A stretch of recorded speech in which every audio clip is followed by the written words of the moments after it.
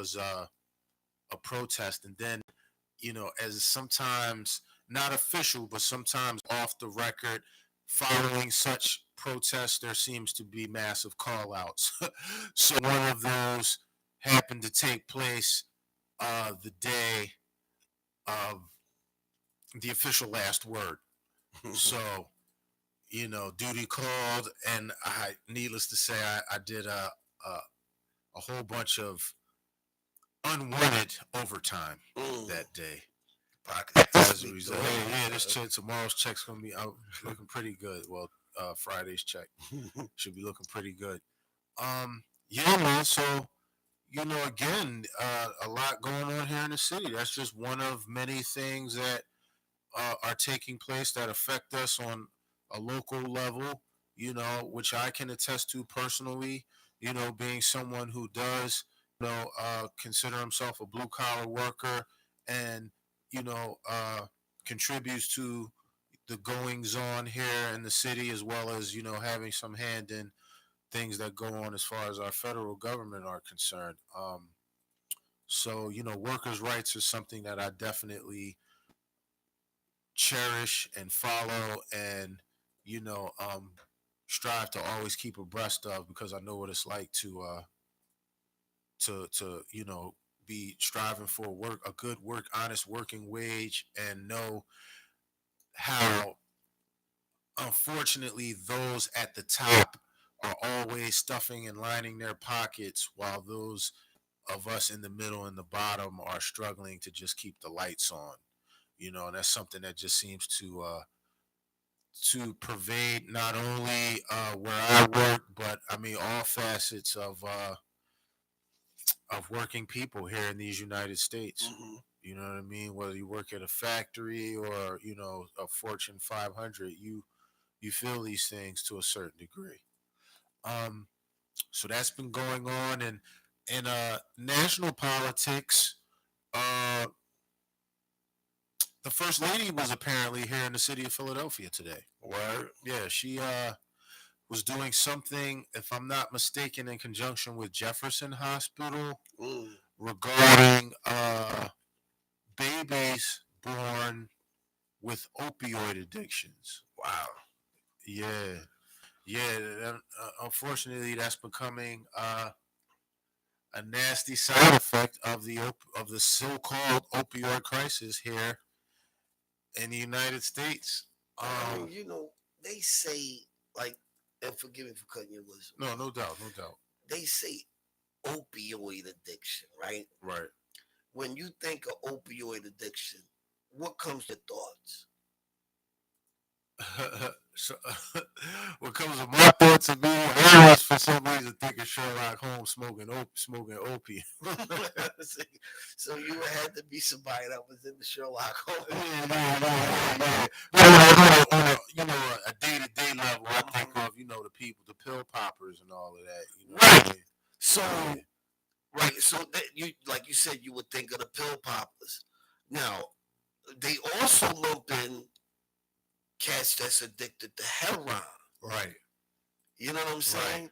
So when you talk about the babies that are addicted, have opioid addictions, Right.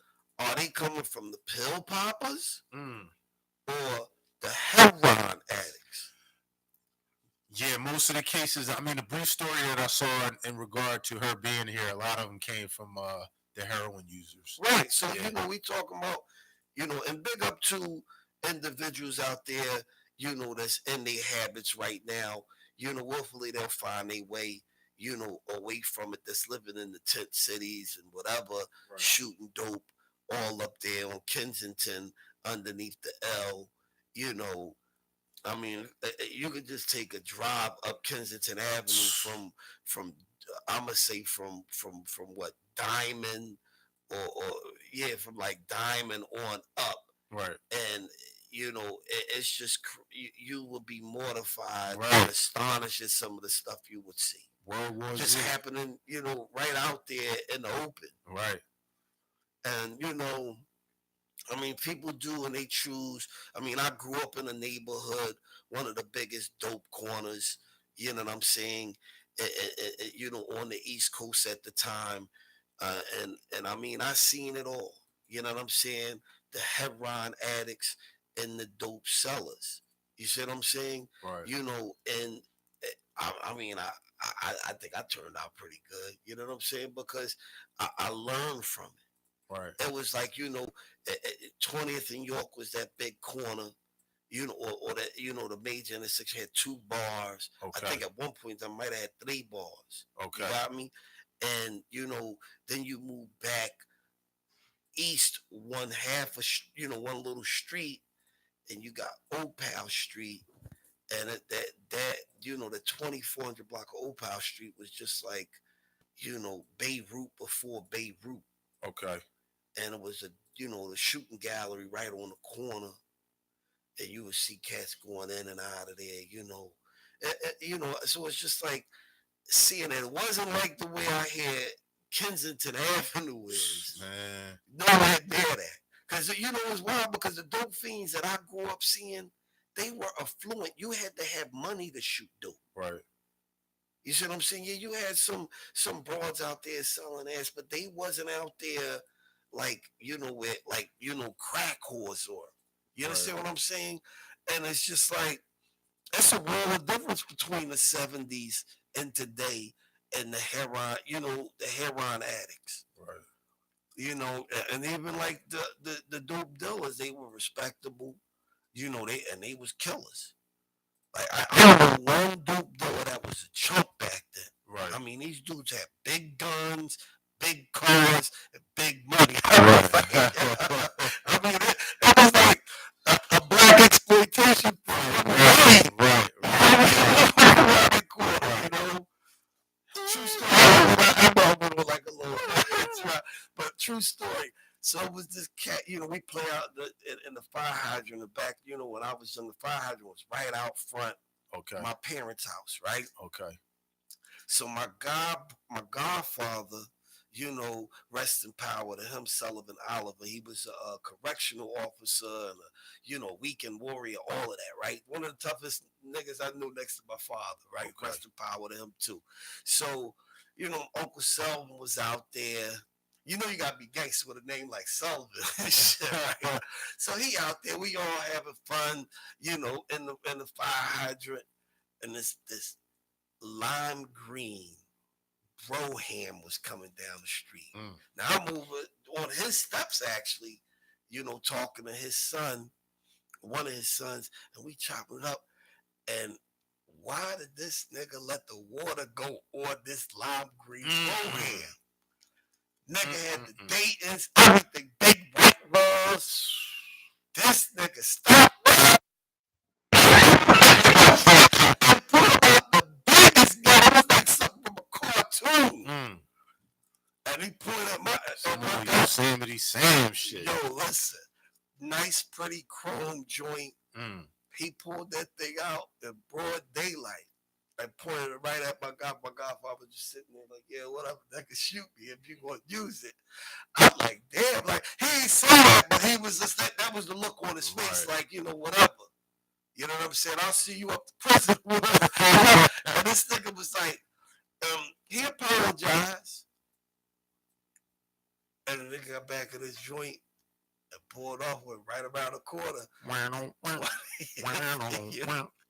Oh, I'll never forget that, man, because the caddy was sparkling. Mint green. You know, that was something he had special. Right. You wasn't find no mint green. I mean, this thing was like a pretty mint green. Like a sherbet almost. You know what I'm saying? I miss the 70s, man. Ooh. Wasn't nothing like it. You Nothing like it. Nothing. But yeah, y'all tuned in the official last word under the umbrella of Big Bad Radio. And I mean, the God is, you know, is building. Go ahead, finish building what you was building on. Yeah, man. So you know, the first lady was here, you know, shining light on the epidemic of newborns with opioid addiction, and She came here to some. First of all, something was wrong with her plane. Mm-hmm. There was a fire on the plane or something like that, smoke on the plane. So that was, obviously she's the first lady, so that was created a stir. Mm. Um, they finally got the plane right. Everything got right. I actually think she had to transfer to a different plane, if I'm not Mm. mistaken.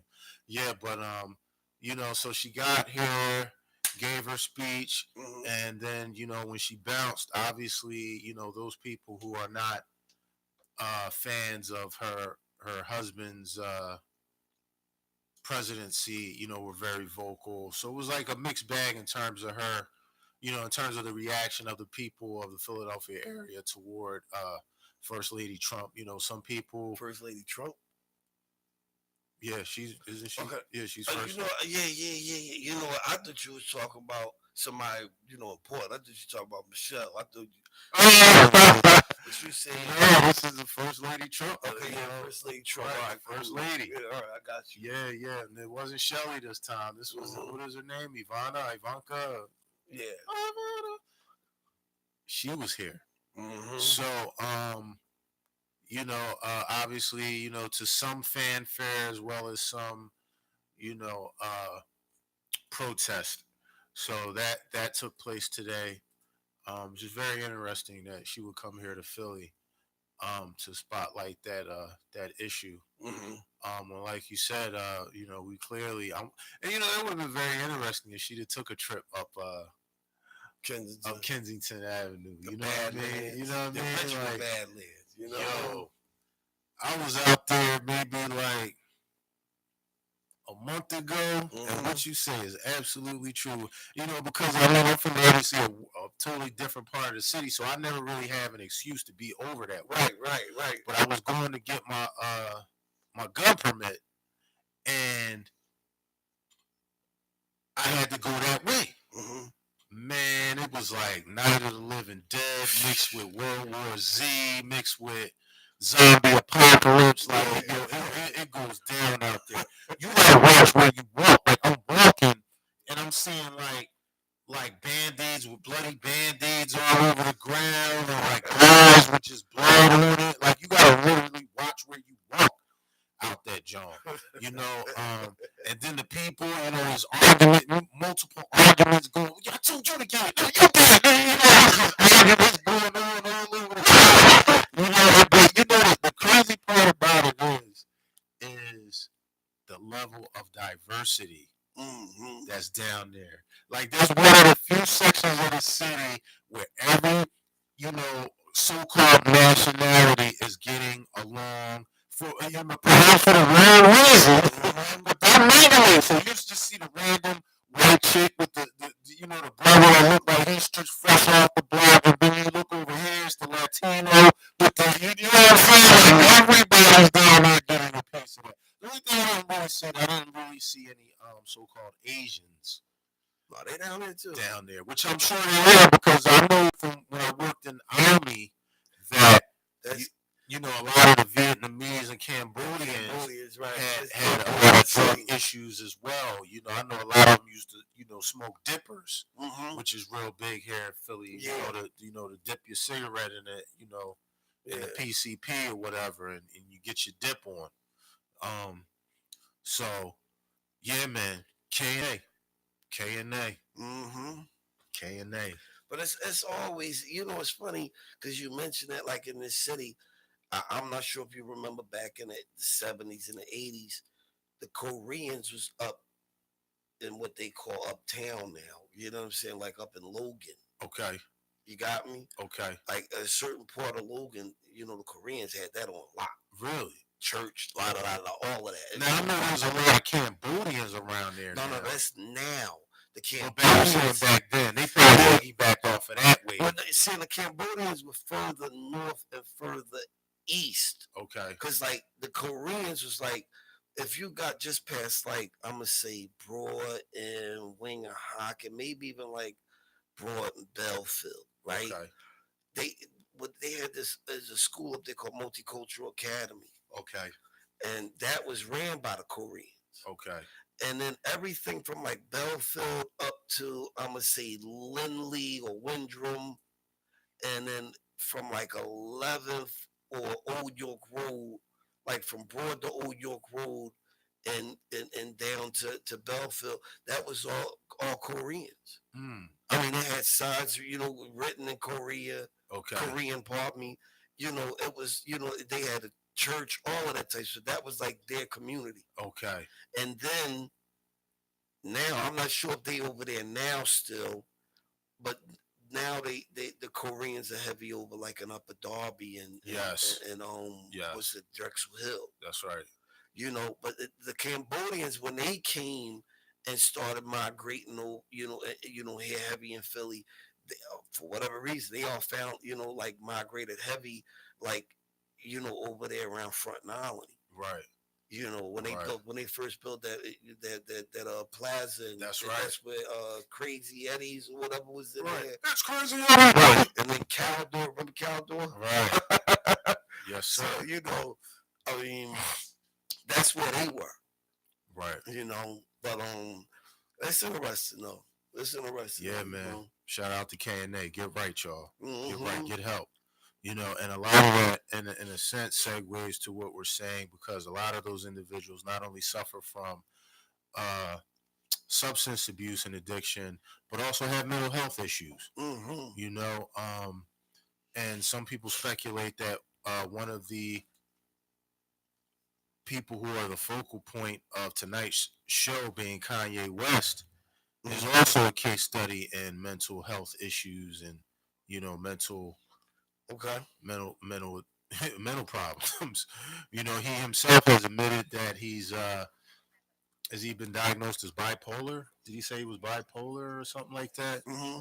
Right, and sleep deprived as well, which definitely, science needs to take a long look at that as well. Sleep deprivation is something serious, and it not only creates things like manic depression and things of that nature, but now it's also being linked to dementia. Mm-hmm. And a lot of people who have memory problems later in life, they're saying in many instances comes as a result of them not having proper rest or sleep, as they say. That's bullshit, nigga. They just do anything. Like they have been able to solve this Alzheimer's dementia thing, so they throw all kinds of shit out there. You don't feel that sleep deprivation has a effect on mental health? I don't think that's a possibility. Nah, I would say nah. The reason being, I never knew he had sleep deprivation. Before they had casinos here locally. One of my neighbors, rest in power to Mr. Sidney. He was gainfully employed. I think he worked partially from home. Was popping a couple of the ladies on the block, and he used to go back and forth from to Atlantic City. You know what I'm saying? Okay. And I didn't know he suffered from insomnia. Okay. So that's just like saying insomnia leads to dementia, and up until he returned to the essence, he was he had his faculties about him. You understand what I'm saying? He just That's one dude. right. So this is what I'm saying, but that's a microcosm. I'm not going to say that I've personally done any studies, but I do see how that potentially could correlate to. I mean, an adequate amount of rest. What's the adequate amount of rest? Because here's the thing: It may be relative to each they did individual. case studies, right? Where cats was locked in bunkers beneath the ground, right? Right. And they had no no outdoor light. They was just operating off of candle and indoor electricity lighting. And these on average these dudes only rest about 4 hours a day. Okay. So the body will rest when it's necessary. Your body will shut down. Like you can only go but so far, so long. And I mean, of course, I'm not older right now. You understand what I'm saying? But I think that's poppycock. I don't lend anything to it because how could you even tell? I mean, you would have to conduct those studies over years time Right. and follow someone's brain function for a while, Right. and I can't say yay or nay because I haven't personally done that or seen the particulars of the study, but Hmm. I can't rule it out either. You know what I mean? Okay. I That's got that's just what I'm saying. I can't rule it out either. you. I take it with a But grain of salt. apparently Kanye West says that his mental malady, psychological malady or maladies Hmm. partially do come. Is what he's saying is they come from uh, a result of him not getting adequate rest as well. Um, the curious case of Kanye West.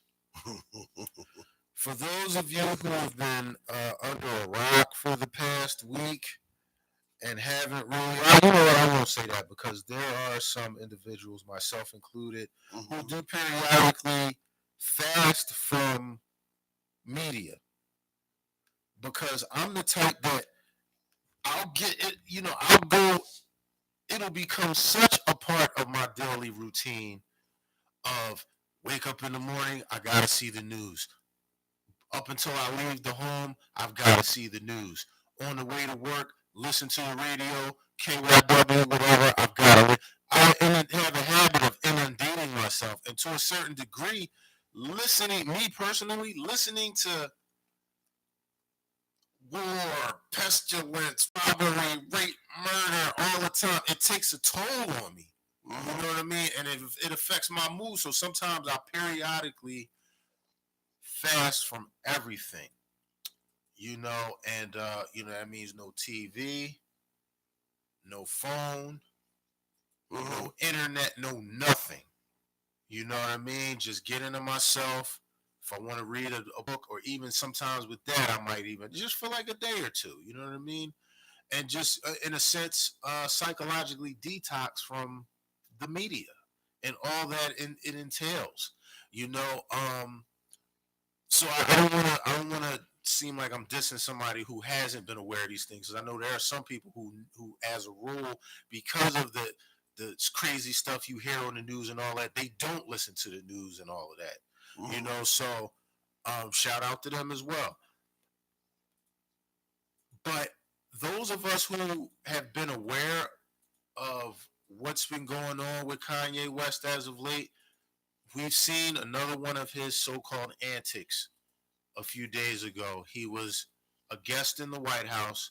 And even with that, I'm sure anyone who goes to, especially the Oval Office, there has to be a certain, I don't know if debriefing is the correct term, but they're gonna make sure you're not what are you coming here for? Hmm. They're gonna question you. Secret Service is gonna make sure you ain't coming in there to do nothing crazy, and they're gonna be watching you up until the time that you open your mouth to make sure you don't do anything off kilter or aside from the script that they've got laid out for what the Oval Office is supposed to be Hmm. about. So I want to be clear on that too. We have to keep that in mind that everything he said, they already know, or maybe not perhaps to the T and to the letter, but the overall general. Well, what do you want to come here and say? What is the nature of your? Trust me, they grilled him on that before he even got in there. Hmm. So if he was coming in there to say anything other than right wing rhetoric, he probably would not have even made it through the door. So he was there. Jim Brown was there, which I was very surprised, even though Jim Brown didn't say particularly anything to the effect that Kanye West did. He just said something. I'm just here to serve. I'm just here to serve. Serve who? You know what I mean? That's what I want to know. Serve who? You know, but I mean, anybody knows about Jim Brown? I mean, my dad just turned what 78. Hmm. Last year at 77, I sent him one of the things he's always been a Jim Brown fan.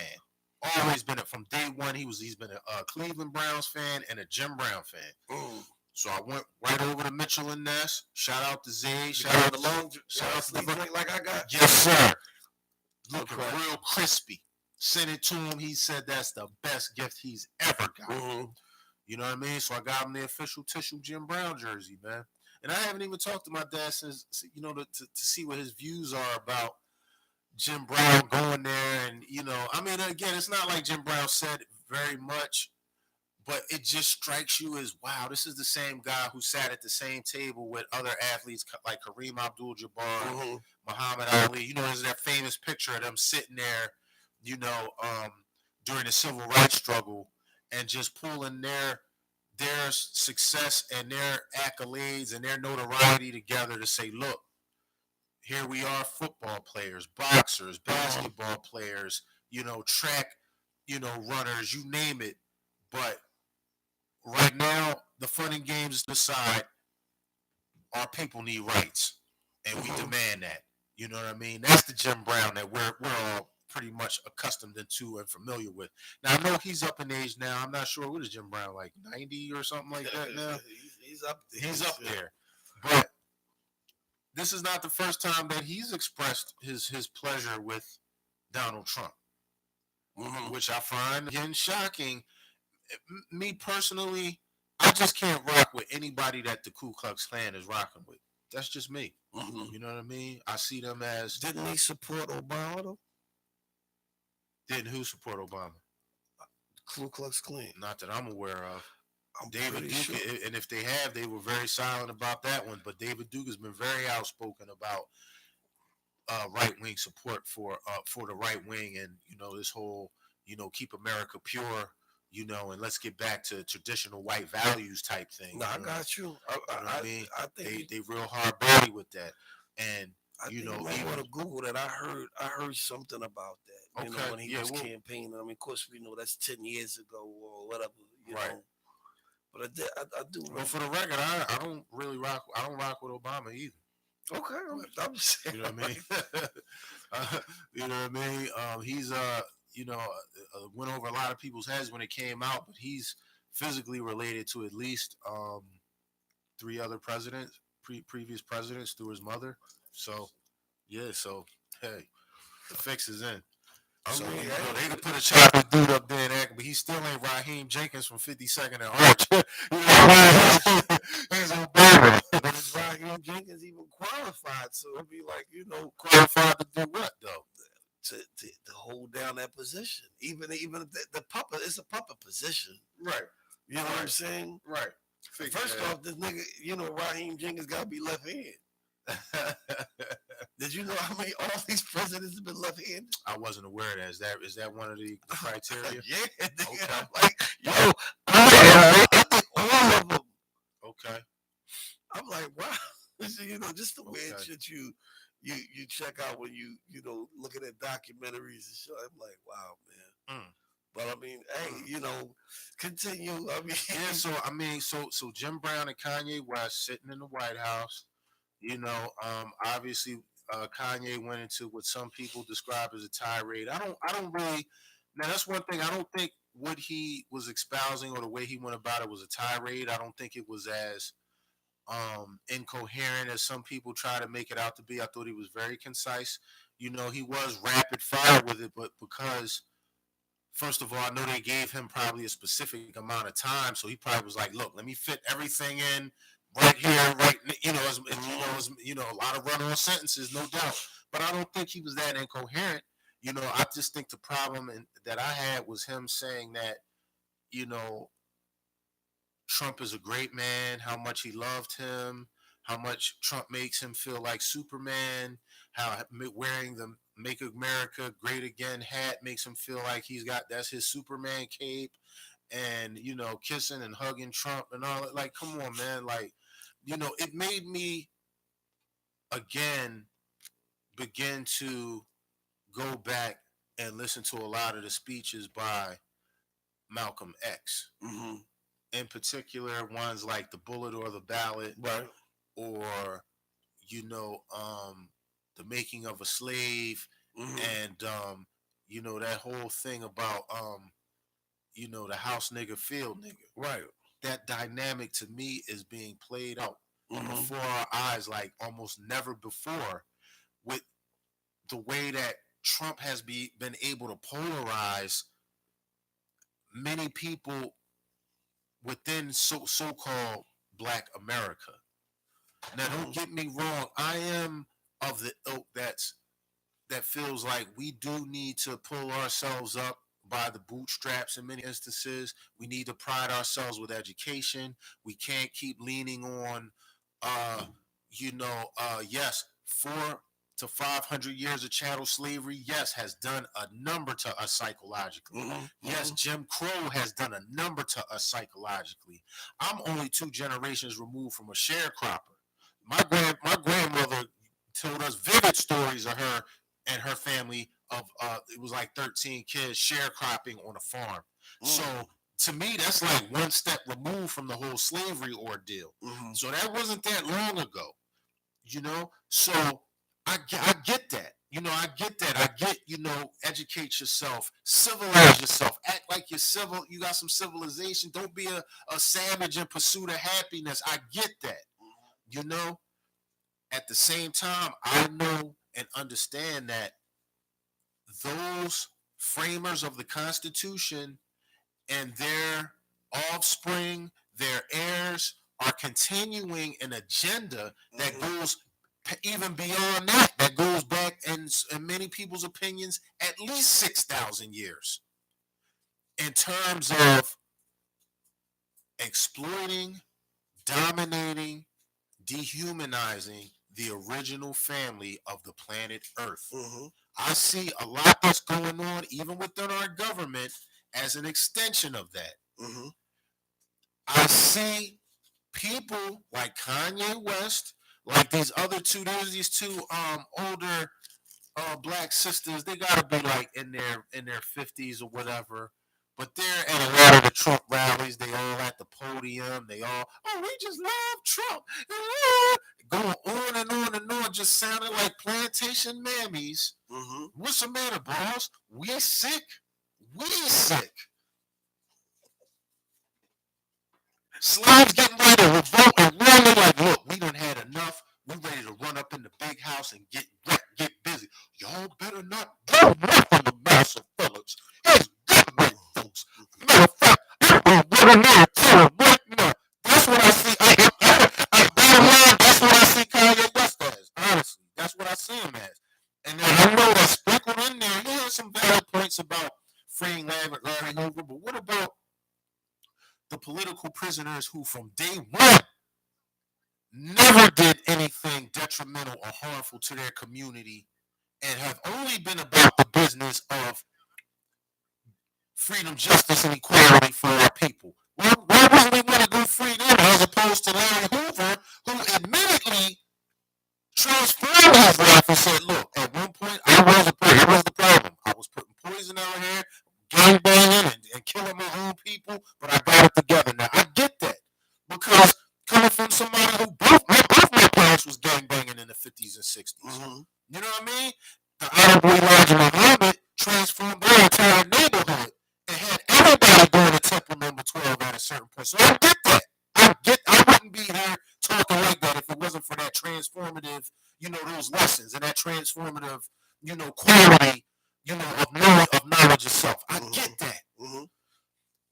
But for Kanye West to act like the cure-all for Chicago's problems is to free Larry Hoover and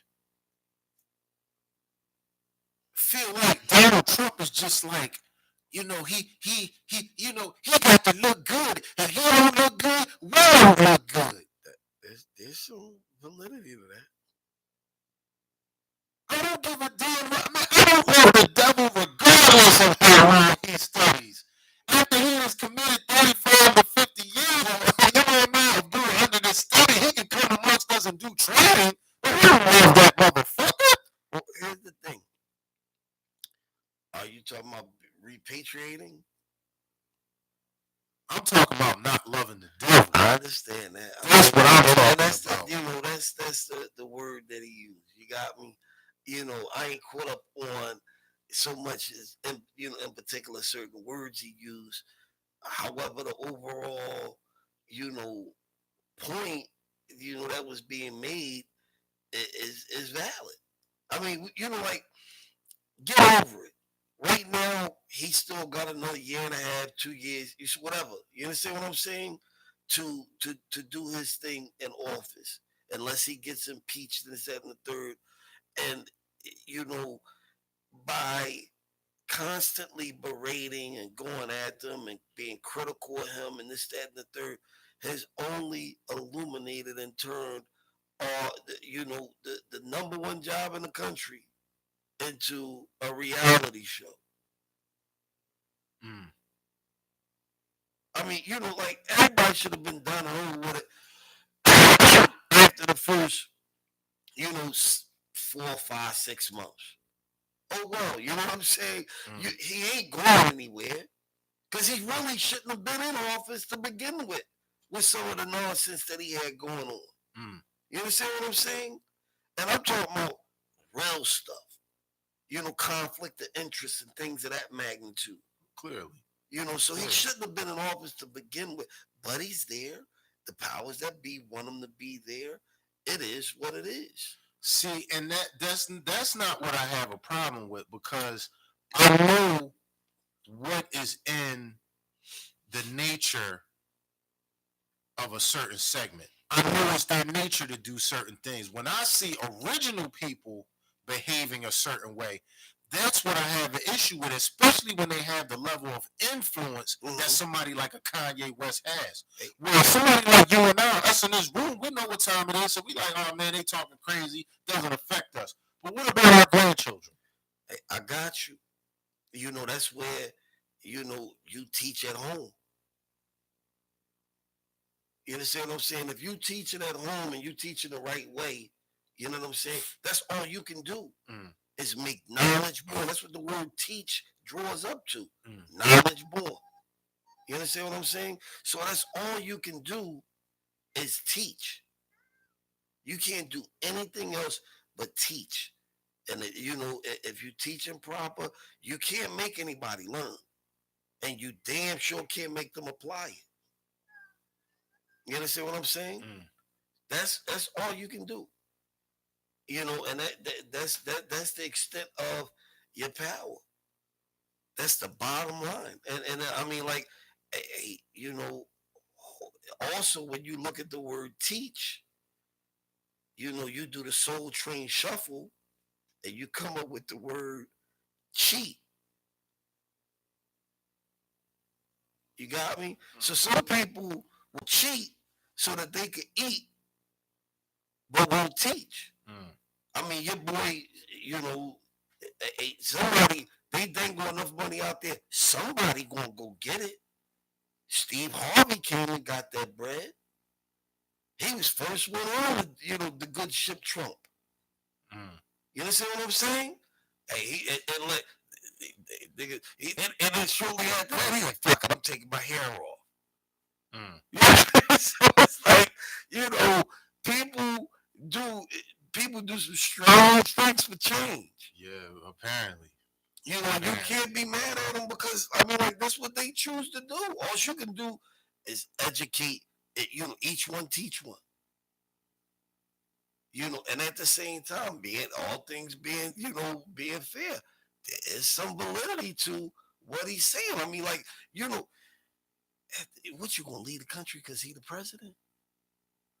No, but I'm not going to endorse the agenda. The whole, this is a modern day reshaping of white superiority. That's what it is. Straight up. That's one way I'm looking at it. It definitely is.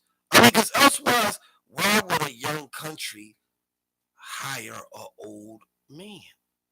Trump is not young. Right. He's not young.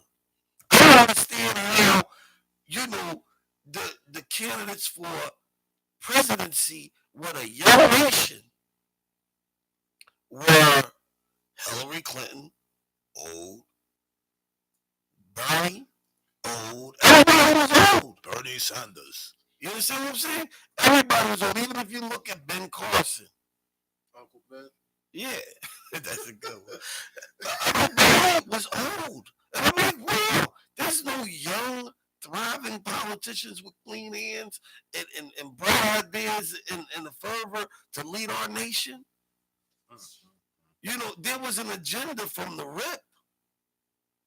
It was the old, like, this our last shot. Right.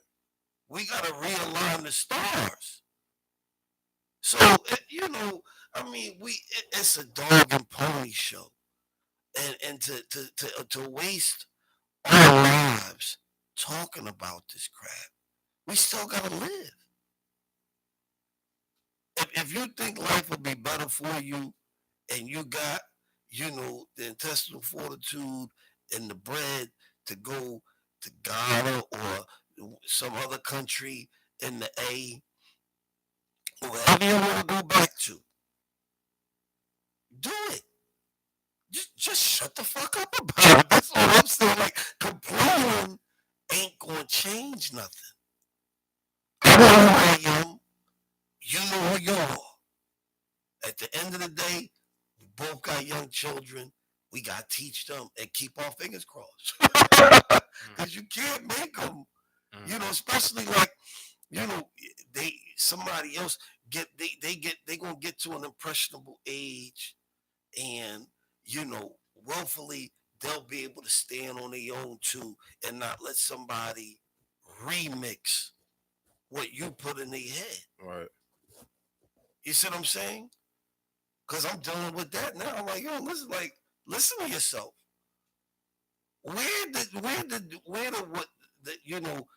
I had you on the right program. Now you got, different things going on. And I'm like, all right, cool. I'm going to support and love you regardless to who, any of my children. Whether they slid out my shaft or not, I'm going to support and love them in anything they desire to do. However, it would be in their best interest. I mean, like, I can show you the fast way, the slow way, the right way, the wrong way. You know what I'm saying? Why wouldn't you come and benefit? Why would you be on some surreptitious, you know what I'm saying, type time and like go and go about it your way? I'm like, I was never, the reason why I excel, because I got around my old heads and I asked questions. Ask questions. All right, and then I took it to the table for myself and drew it up. Made my own evaluations. All right, this nigga was, I could tell when he was fabricating hair. He got a little colorful right here. But this is the overall thing. This is what I'm rocking with. And that's just it. But I mean, as far as like to call this dude names and constantly berate and clown him. What's that making us look like to other countries?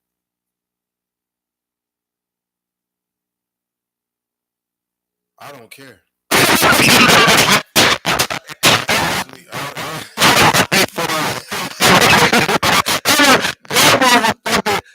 Cinematic moment and shit.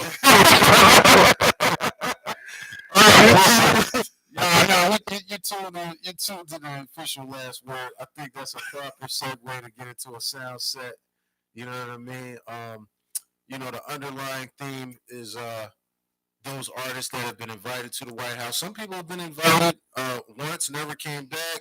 Some have gone for a few parties. I think Common's been there a couple times when Obama was there. I know Kid Rock is a strong Trump supporter. I think he's been there a time or two. Eazy-E went. And shortly thereafter, Eazy-E wasn't there anymore. Damn. Which I thought was very peculiar before we get into this, because we'll talk about it when we come back. But we'll get into a sound set right now. We'll play some tunes from some artists who have either said things about the various presidencies or actually visited the White House themselves, here on the official last word under the umbrella of Big Bad Radio.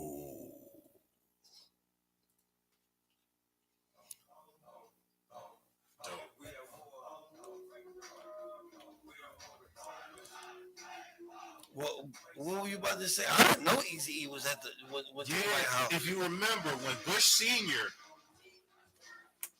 was in office, he was the one that said NWA was the most dangerous rap group in America. He went through because at that time he was the head. I think even before he got into office, he was the head of the CIA. Mm-hmm. He went through that whole thing about him and C. Dolores Tucker and all that crushing CD, NWA CDs and all that. Then he becomes president. Eazy-E is invited to the White House. He went. I think a year or two later, he pops up HIV positive or whatever. But I don't even know if he was ever positive because it's like as soon as we heard he had it, he was out of here. I wouldn't have went. To see, is this still on? But fuck it, they probably got a dossier on me like yay long anyway. They're known for getting at you in unconventional ways. Absolutely. They say a lot of information is coming out about Bob Marley and that pair of sneakers that reporter gave him, where he ends up popping up with cancer in his toe. Oh shit! I didn't know he had cancer in his toe. Yeah, that's where it started at. That's crazy. I mean, you see what they did with Johnny Cochran.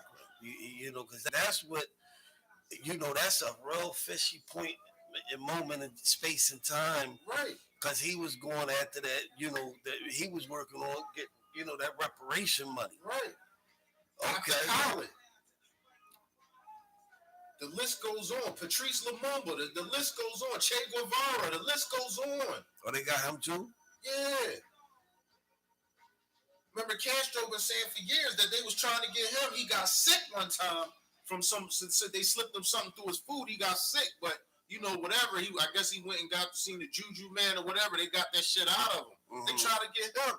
Malcolm, when he went to his second trip, no, his first trip over to Egypt and Saudi Arabia, he got sick.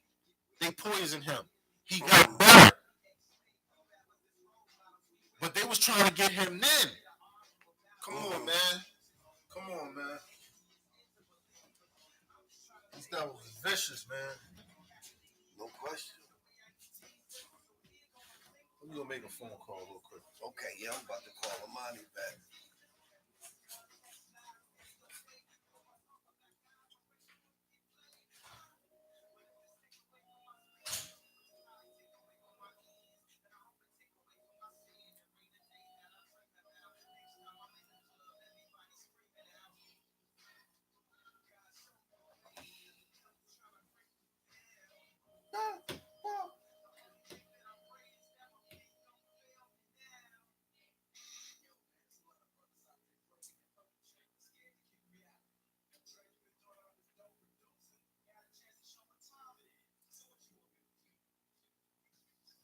Peace.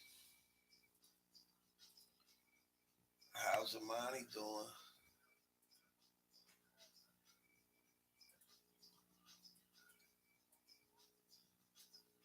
Okay. Are you amazing, Amani?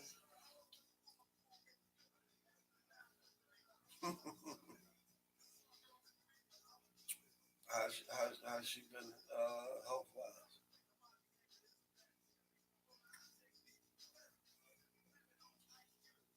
Has she been up and down with the fever still? Or? Let's go.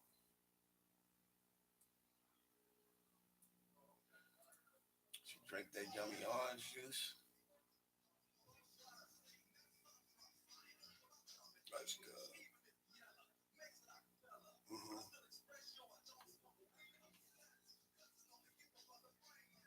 Mm-hmm. You got mold dust and yeast joints? You should put that in there with the other thing. Do that in the AM, you know what I'm saying? You know, I know the next day is MUNCHKINS day. What about get some liquid vitamin C before you go to bed too? Yeah. I mean that, you know, that should be done like every hour.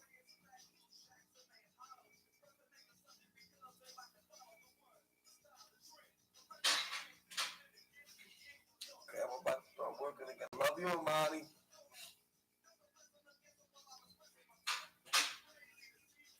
You heard me? Okay, peace. I love you.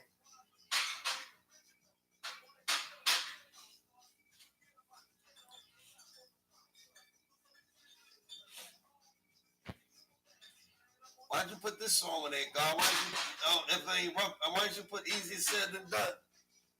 I put that on the list too. Oh, I didn't know that Dre and them went to the White House too. No, but I mean, they all squads. Oh, okay. Plus, like I said, his stance was, NWA, they are the most dangerous rap group in America. It's a damn shame our youth are listening to such garbage. We need a more kinder, gentler nation. Bastard. And then I thought Eazy-E was stupid for even going. Like, just a year ago, but they took, it was all on the news, everything. Like, yo, this motherfucker trying to diss us. Yeah, he said y'all was the most dangerous group, but now he's inviting you? I wouldn't have went. Hell no. And I damn sure wouldn't have ate nothing. Hey, man. Hey, look what he say. Because if I want you to believe I'm going to get you, I wouldn't give a damn if Tony Terry was with you. So it wouldn't matter whether he went or not. You know what I'm saying? Whose line is that? You don't know? It escapes me right now. That's Mr. Hardy. Okay. That's right. Yeah. Kane.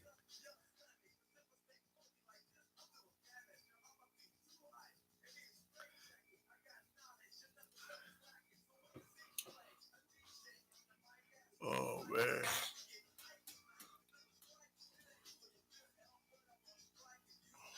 Ask yourself.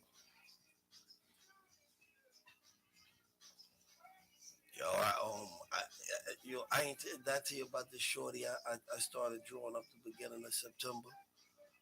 I think you started telling me something about Matter of fact, it it. was September the 12th to be exact. Okay, yeah, I think you was telling me something about it a couple weeks ago. Yeah, and then I started like, all right, I ain't fucking with this broad. She got some good quality. She got a great memory. Okay. You got me? As far as for shit, that's the video version. What's this? Oh, it's easier said than done. Boom. This is the shit here. Rufus Thomas.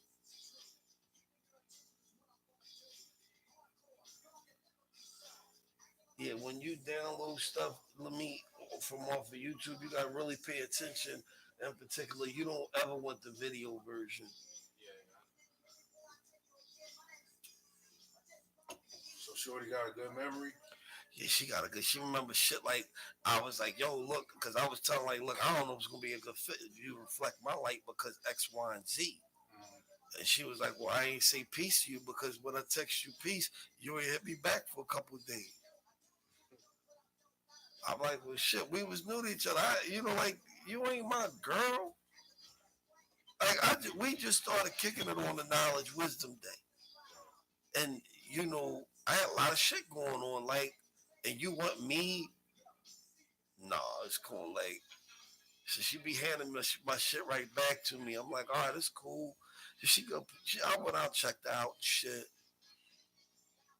And we hit, and then I had to hold the mirror up to her face because she was like, yo, I ain't come. Like, well, you got off the rocket.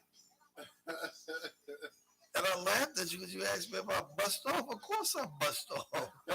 But the rocket was still going. The ride wasn't over. I bust off 5 minutes before you asked me.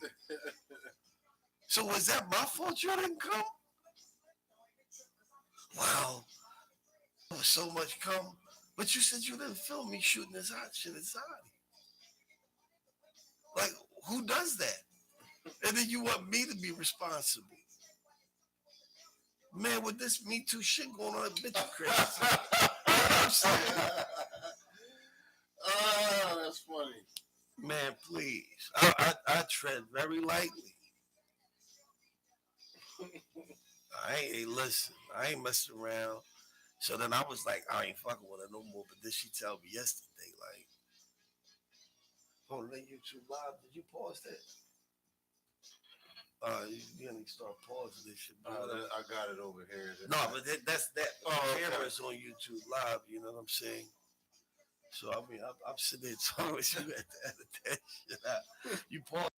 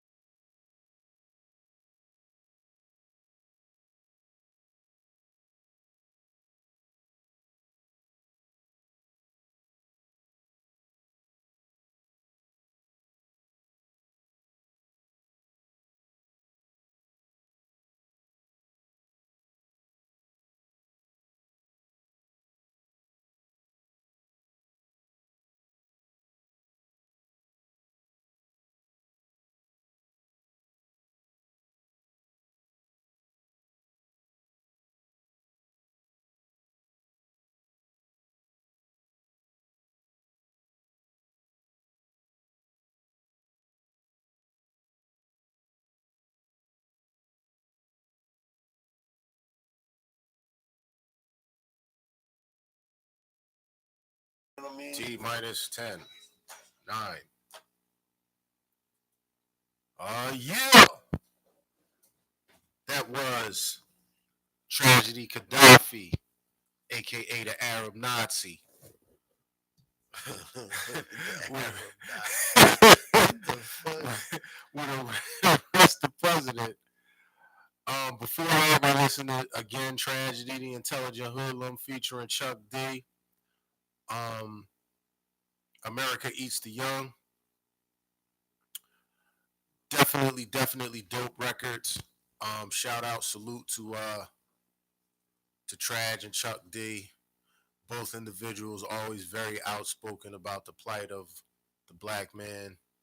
Um, Prior to that, we listened to NWA and Easy E. Express yourself. I'm expressing with my full capabilities. Yo, man, we talked at the end of the last segment about those that have visited the White House. I mean, obviously, we started out the top of the hour with Kanye West and his experience in the Oval Office. Um, Speaking of NWA, that's going back to obviously they were a group emerging on the scene in the late '80s. Um, Obviously coming off the coattails of the World Class Wrecking Crew, and you know, was it is it Egyptian Lover, Arabian Lover, or something like that? Was it? I don't remember that. Yeah. I mean, I remember the song, but I don't think that was world class. Was that world class Wrecking Crew? Yeah. Egyptian Lover. Something like that. Yeah. No, I thought they joint was a ballad. Because Egyptian Love was on Turn Out the Lights or something. Turn Out the Lights and shit like that. Right. Before you turn off the lights. Right. Right. That was Miss Chalet before she was Miss Chalet. Yes, sir. Yes, sir. But coming off the coattails of those records, NWA emerged. Definitely had a very, very huge impact. I remember when they first came out, and it was like, I couldn't understand why they were saying at a point that they weren't getting any love outside of LA or that market, because every kid that was into hip hop that I knew in my neighborhood was bumping NWA. On the back then, we were carrying around radios, much like the one pictured on the Big Bad Radio sign. My homie Dante was the dude out of our crew that had the big radio, carried it around everywhere he went, everywhere we went. Back when you had to put the Husky D batteries in it, you know what I mean? We just had to all make sure we chipped in to make sure he had batteries for the radio, and we played whatever was on the radio. The tapes, this is back when cassette tapes was popping. Your tape would pop, you would get some tape, put it back together, finagle it, put it back in the joint. You wasn't using fingernail polish. No, we wasn't up on That's that. how you did it. That's how you put the tape back together. You get the fingernail polish. Okay. And put it on there, wet it and then stick it together. Wow, see, that must have been that North Philly technology right there. we didn't know. Your shit was wherever it popped at. You wouldn't have that portion of the song. Yeah. But you had to come back because you couldn't. But yeah, man. So those were the days. But NWA was like, it was dope because production wise, it definitely was still in line with stuff you would hear from like a Public Enemy or something like that. A lot of the same samples and stuff, but just the fact that, first of all, the West Coast accents, the fact that they just had a mastery of using profanity. They just it was shock. It was like shock rap, but it was good. You know what I mean? It was just shocking, like the stuff that they were saying, stuff that we wanted to say, like F the police and all of that. My cousin loved, big up the rest in power to him. He loved NWA, man. It was the first person I ever heard play NWA was my cousin, Hassie, like, and then he always had like, the sports car that was fast, and it was crazy. You know what I'm saying? Like Mm, he was you know be right there, like on it. You know what I'm right. saying? And he was the first person I ever played NWA. I was like, damn, and I was some song. The only song I like, be honest with you, right? I like Easy said it must be done or whatever. And yeah, and I also like Express Yourself. Okay. And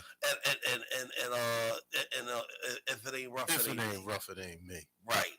MC Ren. Those are the only three songs I really like. But I mean, like that, the fuck the police. Mm-hmm. But I was like, whatever. You know what I'm saying? Mm-hmm. But he loved that. You know what I mean? I What about Straight Outta Compton? straight out of Compton, that was dope because of the track. Okay. You know what I'm saying? Straight out of Compton, was dope because of the track. But it didn't really resonate with me. Now when they Okay. came with the second joint, Okay. 25, you know what I'm saying? Okay. And then, you know, like it's just don't bite it. Right. Oh, they was winning with that.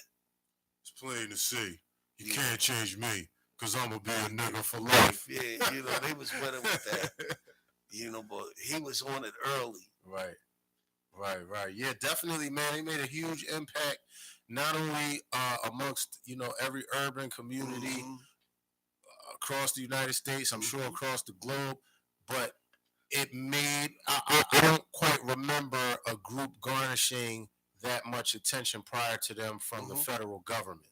Right. That was when the federal government was like, "Oh, we got to clamp down on rap now."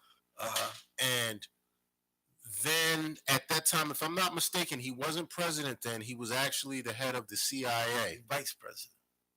Right, maybe that's what it was. He was vice president He's then. vice But I know president. prior to that, his foray into just being in the spotlight was him being the head of the CIA. That was 70s.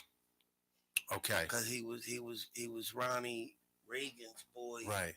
From Right. 80 to 88, and then Right. he got his little 4 year stint. Right. Get one for the Gipper. Right. Definitely George Bush Sr. was not a fan of NWA. I remember a classic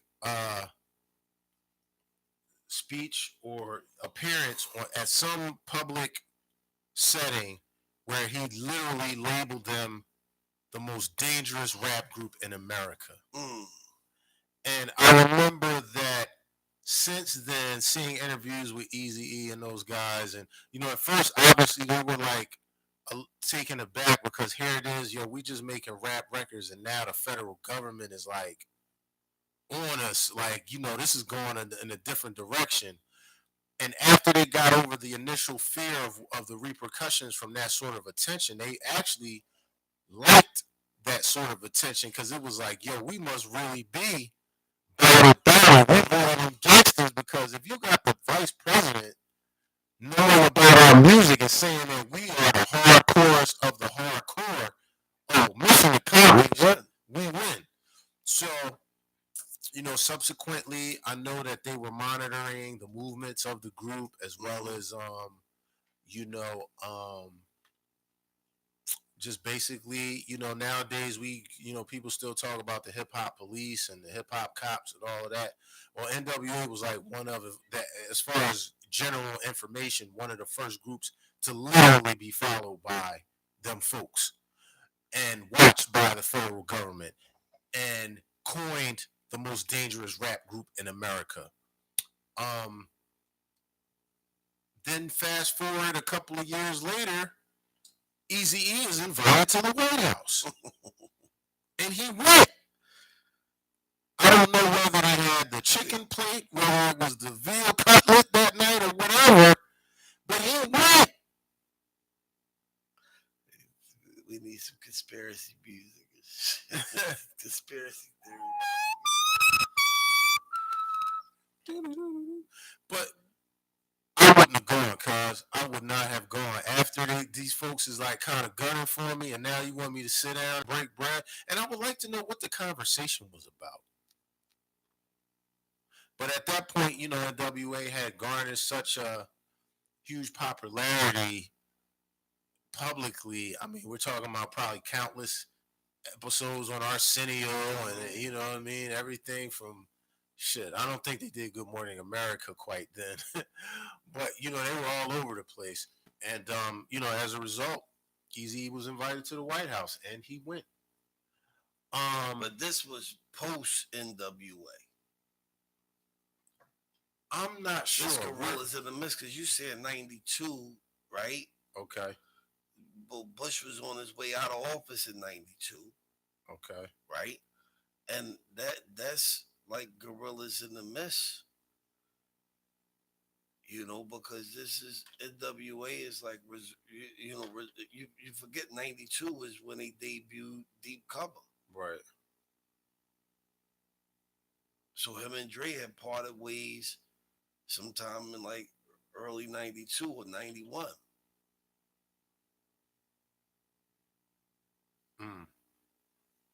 You know, and I mean, I guess this was probably Jerry's idea to keep publicity going. Hey, go to the White House. You know? Because, I mean, what other groups he had? He had Gorillas in the Mist. He had some... you know... Lynch Mob. Yeah. Well, that was Cube that had Gorillas in the Mist. Oh, that was Cube? Yeah, that was Cube that had Lynch Mob, Planet of the Apes and all that, yeah. Okay. Gorillas in the Mist. Well, who did Eazy have? Oh, he had...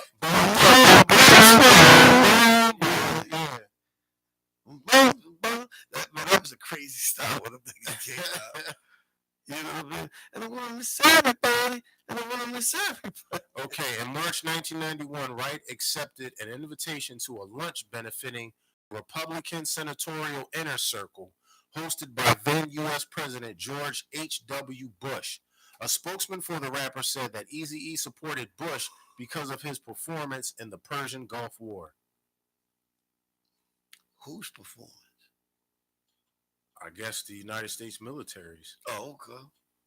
Because Bush wasn't in the damn Persian Gulf Wars. He was. And he went to a lunch benefiting the Republican Senatorial Inner Circle. See, again, who does this sound like today? Come on, man. We keep falling for the okie doke with these people, man. So what you think they're going to hit Kanye with? Hey, man, just stay tuned. That's all I'm saying. Stay tuned. That's what I'm saying. Stay tuned, man. Stay tuned. Once whatever MK Ultra mind control, the MK Ultra,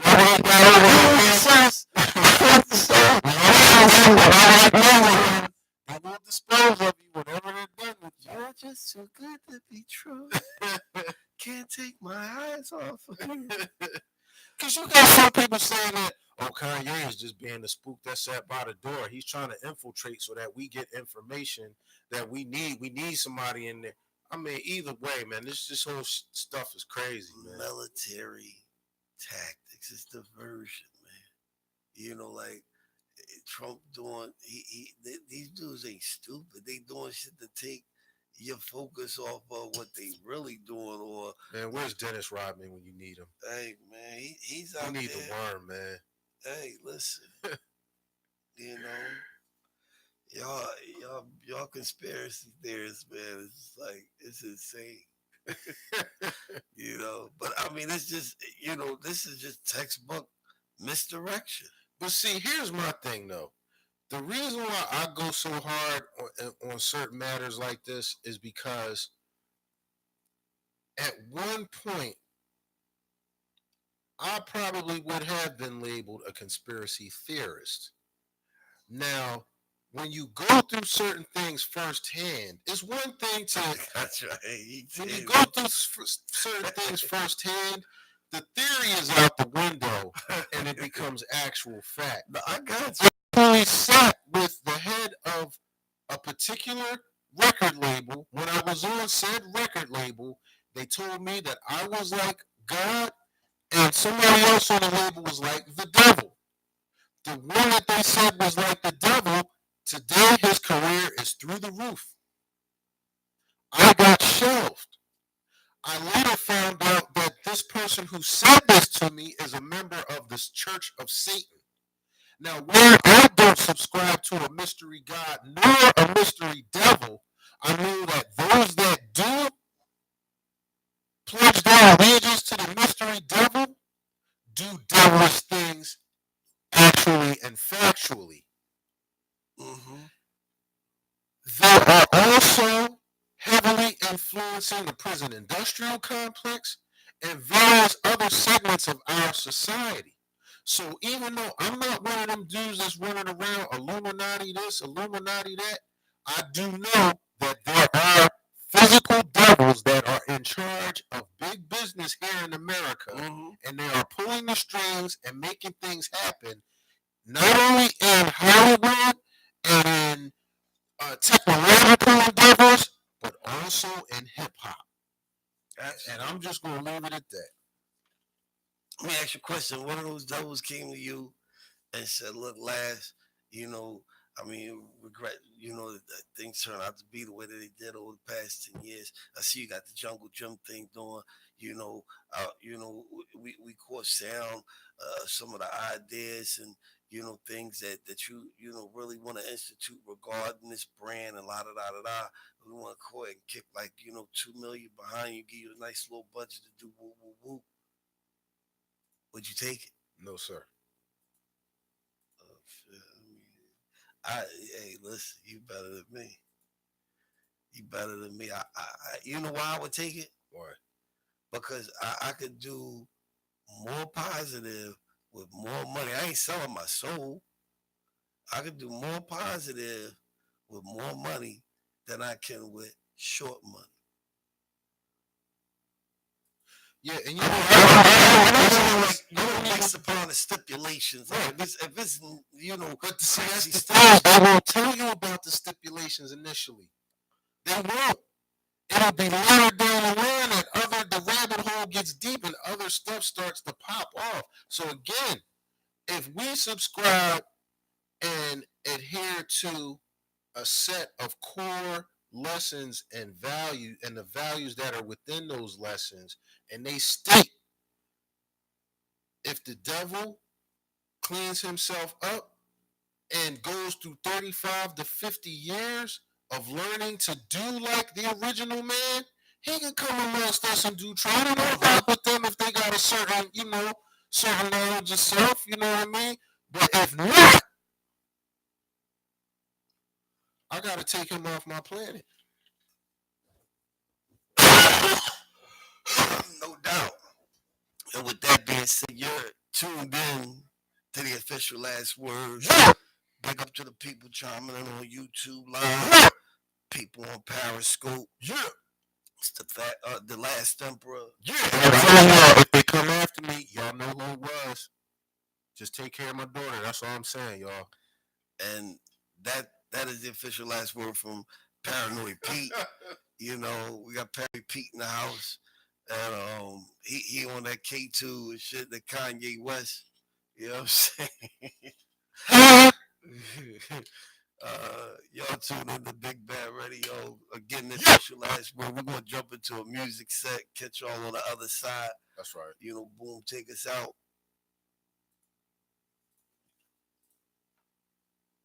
This dude's funny.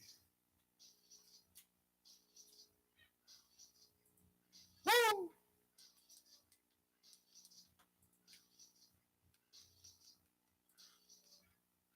Oh, bad is Leroy Brown. Not a now, the now. What song is that? Sold by the pound. Word? I never paid. I gotta check that out. Give me some dash. I ain't want to drink no more coffee today and be up all night, I'm going downtown. Like, what color is this hoodie, dog? Blue. Straight blue? Like a navy. Like a royal. Somewhere between navy and royal. It's kind of in between. It's kind of in between. Is it effective? That naked in between, or? Yeah, it's some sort of underlying not shimmery thing with it. I can't quite describe it, but it's I asked you. It's unique. The person that got it for me couldn't tell me what the fuck. I'm like, is it a marble effect? Like, what the fuck? Yeah, it's some kind of like marble effect. Maybe that is what it is. It's some kind of like marble effect. It's like in between. It's more dark blue than light blue. Right. And I'm like, all right, whatever. But you know, motherfuckers, it ain't. You muted that live, huh? Let me. You muted the live. Oh,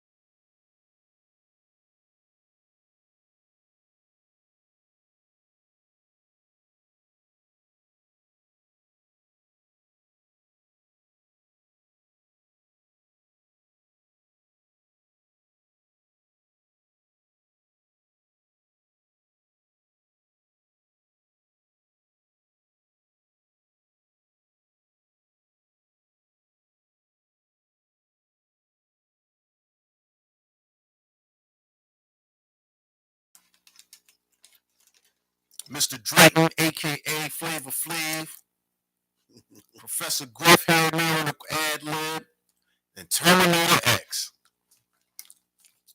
Probably, arguably, one of the most, if not the most outspoken group in terms of politics and our relationship as original people with this government.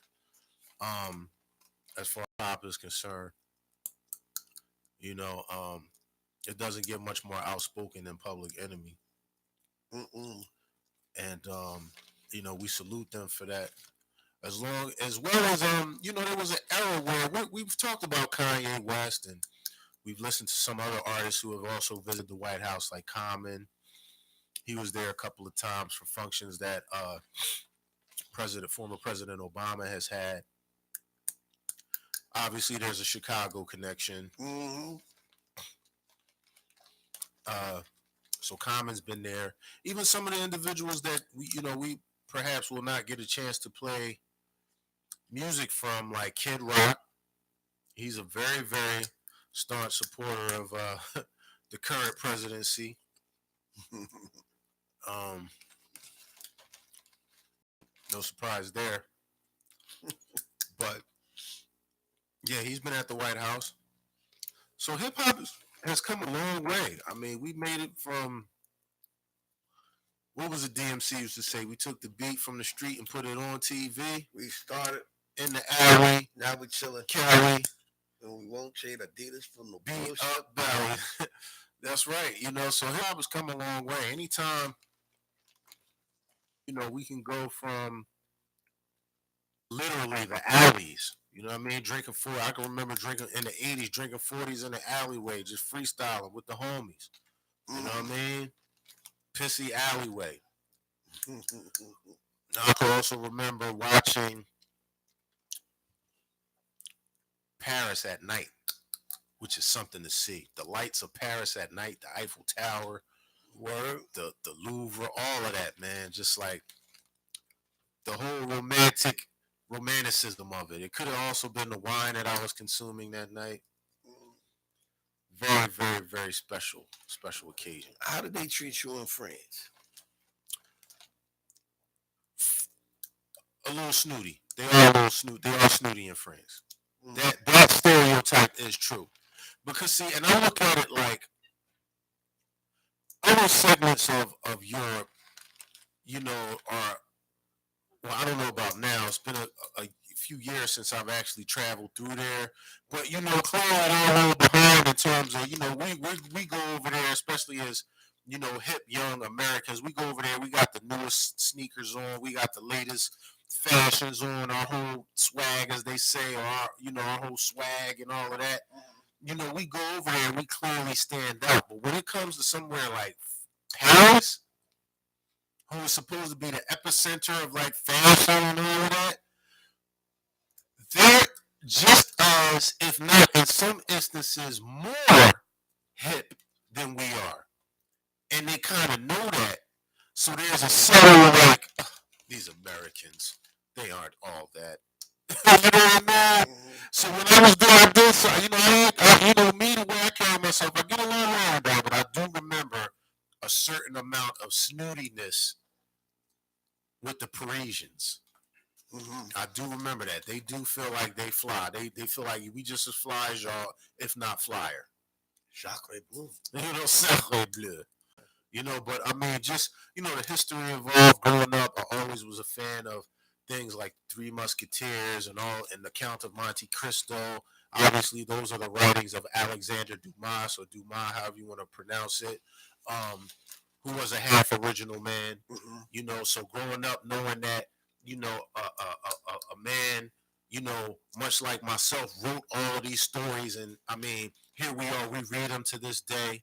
There have been many major motion pictures made of The Man in the Iron Mask, The Three Musketeers, The Count of Monte Cristo, a few other ones that escape me right now. But the whole history of France, definitely has always been intriguing to me. The whole, when the people stormed the Bastille and Marie Antoinette said, "Let them eat cake." You know what I mean? Like that sticks out. The guillotine, all those things. You know, when you study those things in literature and in world history going through school, you know, to get the opportunity to go somewhere and see some of these places firsthand is definitely inspiring. But yeah, France is dope, man. The wine, the I'm about to say the wine and the women, but I don't think I bagged nothing in France. I didn't bag nothing in France. I gotta admit, I didn't bag nothing in France, but um, had some good hash, some good smoke, some good tree, um, excellent meal. Oh, I had some salmon that was like, woo! They had that thing tasting right. And again, it could also be the wine that I had. I consumed a lot of wine when I was in France. It was definitely the one. But it was the bomb, man. Paris is the bomb, cuz. First time over in Paris, right? Okay. January 99. Okay. We going to the meeting, Okay. right? Which is a music seminar, not the film festival, right? Okay. So me and my cousin, we get into Paris. We got a connecting flight going down to Nice. And not nice, you know what I'm saying, but Nice. And you know, like it didn't matter whether they was black or white, they all treated us shitty. You know what I'm saying? Two fat light skinned motherfuckers, you know, looking fly. Now my cousin looked like he would bite somebody's head off. Okay. I would actually bite a motherfucker's head off. You got me? So, and at this point, I wasn't fat. Okay. I was only like a buck 75. Okay. So we get down, and I never forget, like I told you, rest in power, my cousin, you know, he was like, he wakes up and we get into Nice, and he's like, B, this shit looked like a scene from Fantasy Island. He was waiting for, you know, for Tattoo to run up on the plane. I'm like, word? He was like, yeah. So we get there. Now we done traveled hours, you know, 6 hours to France, right. Another hour and a half, 2 hours going down to Nice. Right. So then we get checked in. You know, he try to see his fat ass resting on a bed that's more narrow than a fucking twin. Mm-hmm. So then we hungry, we take a long ass nap, we get up, we go out to get something to eat. And these motherfuckers served us cheese on hard ass bread for $5. Like $5-6.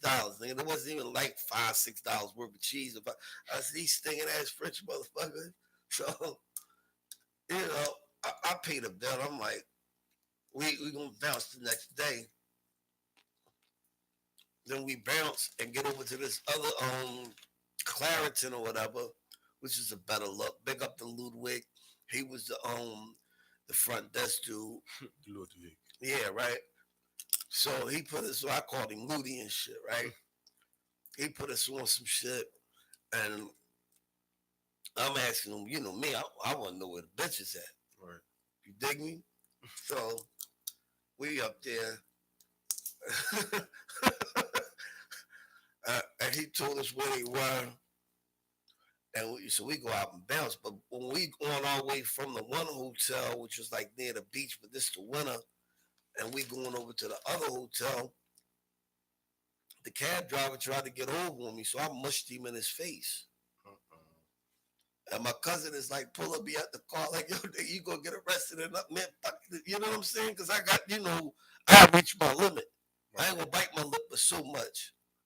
So, I mean, it was just crazy, man. Like I said, they will take advantage of you where they can. And you talk about the food. The best food I had in France, first time there, McDonald's. The McDonald's. That shit tastes like it was McDonald's from the 70s or the 80s. Right, right. Right? Yeah. Because they let you know about the food practices here in America. And then this Chinese food. And there was a Cambodian dude in there. And he was like, you know, I couldn't see. I didn't even know this nigga was Cambodian Mhm. because he speak English like you and me, Mhm. and he gave me the lowdown on the French. He was like, "Yo, these motherfuckers run around here. They speak more English than you, but they see like Americans or people they gonna French you up." Right. I'm like, "Word." He was like, "Yeah." I'm like, "They fucking weirdos." And that was the best food we had while we was there. That Chinese food. Everything else was just like trash.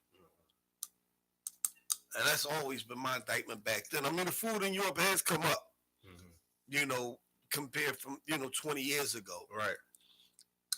But no, I don't know when you was over there, but It was around that time. This was like 99. and I mean, you was 98. traveling in a different capacity. Right. You had cats rolling out red carpet. I'm just out there like, yo, look. And I met this cat named Tim Wheaton. He lived in Sweden. He's from the States. Mhm. And he running around with my billboard shits because I was up in Billboard for like 5 months, right? Okay. He pointing at me like, bitch, you see him? he got the cassette single pointing at me and shit. Bitch, you see him? He a celebrity. I'm like, nigga, like you tripping and shit. You like, look, we gonna work this thing. Right, because there was some corny ass Praisewell was heavy over there on the TV Right. with his retarded sounding ass. And he sounded like he straight autistic when he rapped. Me and the girl over like car. But Praisewell was over here heavy on the radio and on the TV. Okay. And there was some other local French cat that was corny. So I'm like, this nigga's corny. But I don't know, like, what time of the year were you over there? I think it was like winter time. Word? Mm-hmm. So we might have been, Around the same time, yeah. Yeah. Definitely, man. That was the only reason to go to France at that time of the year was to meet Am. Was the music convention. Okay. I was over there hopping the subway. That's one thing I wanted to do that I didn't get a chance to do was get on their trains over there. You ain't missed nothing. But I just wanted to. That was always my thing back then. Like even here in the States, every city that I went to, I wanted to get on mass transit. Their L. If they had subway, I wanted to get on their subway. You know who had the best when I lived there? Who? Atlanta. Yeah, that's pretty official. I mean, they had the seamless gap, from the deck to the right. I hopped their joint too. Right. We used to hop their joint every day. I used to be scared to get on the one in LA. Word? Yeah, man, because I never knew like if it was an earthquake on this joint. Because we had a couple quick robbers out there, like no big stuff, but little rattlers or whatever. But I'm like, no. All my years in and out of California, right? Mm-hmm. I only ever got caught in one joint, and I was on the toilet. And it's early in the morning. I'm like, yo, what the fuck? It was just a fucking earthquake. Like, yo, what's going on? Oh, shit. A couple times we had them, and I didn't feel it. And later, everybody was like, yeah, it was a earthquake today. I was like, yeah, I ain't feel nothing. You probably was resting or some shit. But definitely, this has been an enlightening episode of The Official Last Word. We trust that you've gained some additional knowledge about those artists that have had something to say about our presidencies, as well as those artists that have actually visited presidents and interacted with them. We really only scraped the top of the bowl, as they say. Like we could have gone on more. This is definitely a topic that we shall revisit. Before we leave, Be Righteous is going to let the listening audience know where they can reach us on social media. Last Word. OLASTWORD. That's OLASTWORD. Facebook, Instagram, and Twitter. Big up to Daddy Loop. I mean, we ain't heard from Loop in a minute. He out there doing his fatherly thing, being responsible. Word. Maybe he'll drop through on us, sometime soon. Absolutely. Big up to Yazzie, his queen, and the young god Elohim. Yes, peace to their family. Peace to our family out there listening and enjoying and tuning in. And until next time, we leave you with peace.